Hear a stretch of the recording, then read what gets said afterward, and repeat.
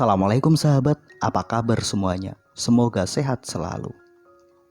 Setiap orang pasti ingin hidup yang baik, hidup yang menyenangkan.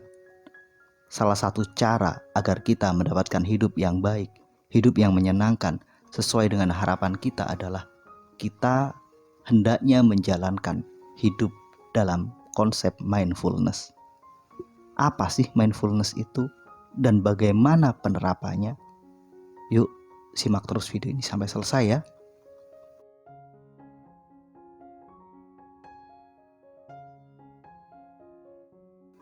Mindfulness merupakan sebuah proses menjalani hidup dengan sepenuh hati.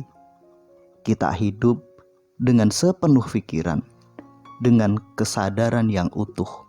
Apa yang kita jalani benar-benar kita pahami, apa yang kita lakukan benar-benar kita sadari. Hidup dengan menjadi sadar, hidup dengan menjadi sengaja, apapun itu. Artinya, kita tidak membiarkan hidup kita dikendalikan oleh sesuatu yang tidak kita sadari. Lantas, apa dampaknya jika kita hidup dalam kondisi mindfulness ini? Pastinya, kita akan lebih bahagia. Pastinya, kita nggak akan terjebak pada berbagai kekhawatiran. Kita nggak akan mudah terjebak pada berbagai kesedihan. Hidup kita nggak akan terombang-ambing dari masa lalu ke masa depan. Kita menyesal dengan masa lalu dan kemudian kita khawatir dengan masa depan. Hidup yang mindfulness membuat kita hidup di hari ini, membuat kita menikmati apapun yang kita jalani. Pertanyaannya, bagaimana sih menjalankan hidup yang mindfulness tersebut? Ada beberapa unsur yang harus kita bangun agar kita mampu menjalani hidup dalam kondisi mindfulness. Setidaknya ada 4. Pertama, attention. Yang kedua, intention. Yang ketiga, present. Yang keempat, openness. Keempat hal tersebut akan kita diskusikan pada bagian berikutnya di video ini.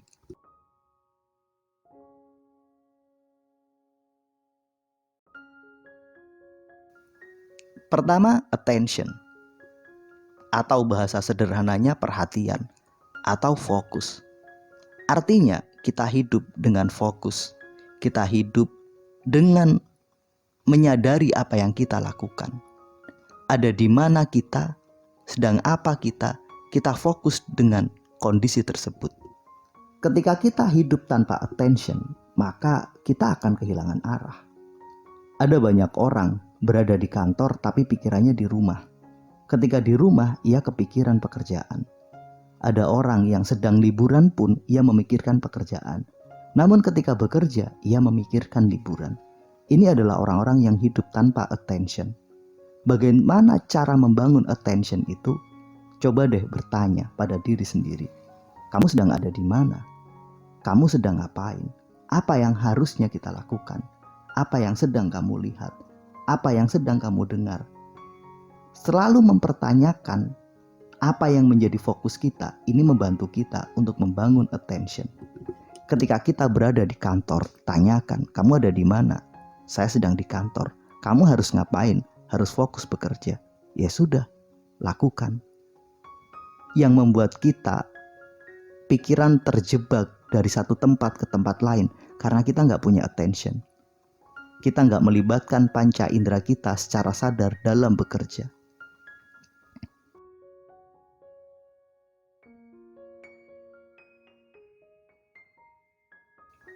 Hal kedua nih, kita mulai hidup dengan intensi, dengan niat.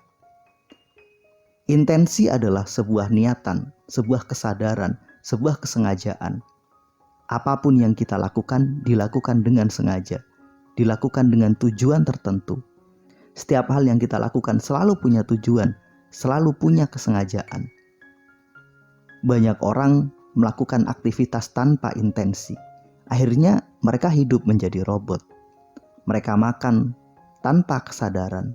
Ketika ditanya kenapa kamu makan, ya sudah waktunya makan saja. Karena sudah menjadi rutinitas, sudah menjadi kebiasaan. Ketika duhur datang, waktu istirahat, mereka pun segera makan. Mereka menjalani makan mereka tanpa intensi, tanpa niatan. Begitu juga ketika ibadah.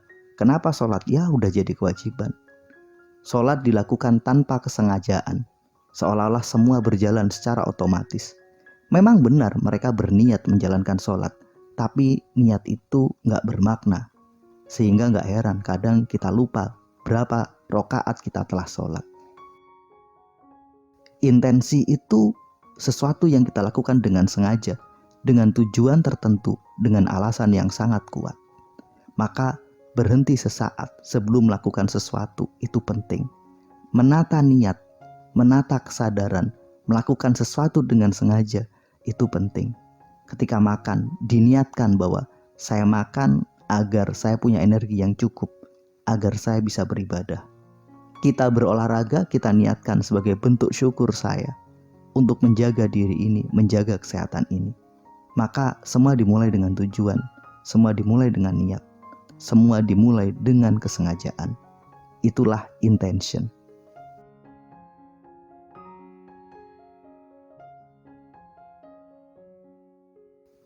Unsur ketiga, present. Kita hadir di momen hari ini. Kita hidup itu dalam 3 momen, masa lalu, sekarang, dan masa depan. Ada kalanya pikiran kita tertinggal di masa lalu. Ada kalanya pikiran kita terlalu cepat dan berada di masa depan. Akhirnya apa? Kita nggak menikmati apa yang kita jalani sekarang. Kita menjalani hidup dengan kemurungan. Karena apa? Sebulan yang lalu baru mendapatkan hal buruk.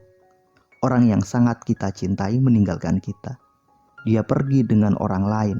Dia mengkhianati janjinya. Akhirnya apa? Kita menganggap hari ini hidup kita kacau.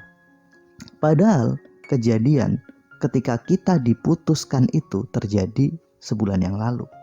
Padahal hari ini hidup kita baik, nggak ada masalah. Tapi kita masih menganggap hidup kita bermasalah.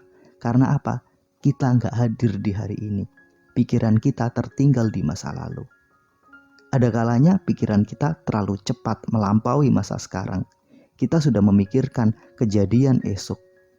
Ketika besok kita mau menghadapi ujian, katakanlah ujian skripsi, kita terlalu takut, kita terlalu khawatir. Sehingga apa? Kita nggak enak makan, nggak enak tidur. Kita terbayang-bayang besok saya mau ditanya apa ya? Bagaimana kalau saya nggak bisa ya? Maka kondisi ini menunjukkan bahwa kita nggak hadir di momen hari ini. Hadirlah di hari ini, karena hidup terbaik adalah hidup di hari ini. Nikmati apa yang kita punya sekarang. Lakukan saja semuanya yang sebaik-baiknya. Karena ketika kita melakukan yang terbaik, insya Allah masa depan kita juga akan baik.